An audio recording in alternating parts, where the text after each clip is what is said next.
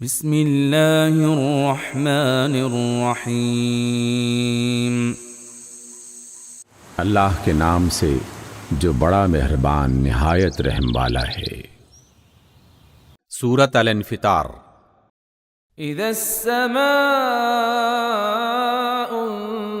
انفطرت، جب آسمان پھٹ جائے گا۔ واذا الكواكب انتثرت، اور جب تارے بکھر جائیں گے۔ واذا البحار فجرت، اور جب سمندر پھاڑ دیے جائیں گے۔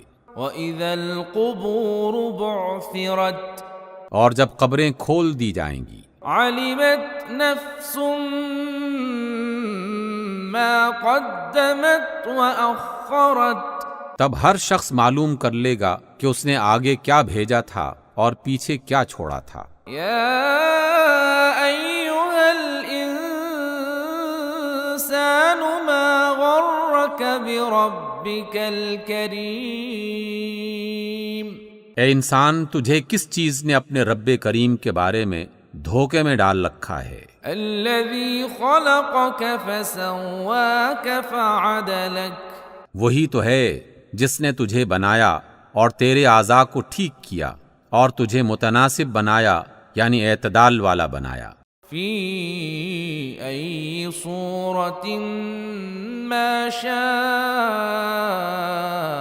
رکبک، اور جس صورت میں چاہا تجھے جوڑ دیا۔ کلا بل تکذبون بالدین، ہرگز نہیں، بلکہ تم لوگ جزا اور سزا کو جھٹلاتے ہو۔ وَإِنَّ عَلَيْكُمْ لَحَافِظِينَ،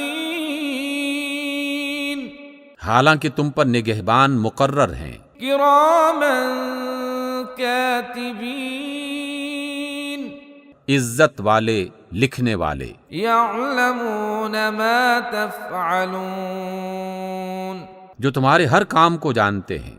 ان الابرار لفی نعیم، بے شک نیک لوگ نعمتوں میں ہوں گے، وان الفجار لفی جحیم، اور بد کردار جہنم میں ہوں گے، یصلونها یوم الدین، جزا کے دن وہ اس میں داخل ہوں گے، وما هم عنها بغائبین، اور وہ اس سے غائب نہیں ہو سکیں گے۔ وما ادراک ما یوم الدین، تمہیں کیا معلوم کہ جزا کا دن کیسا ہے؟ ثم ما ادراک ما یوم الدین،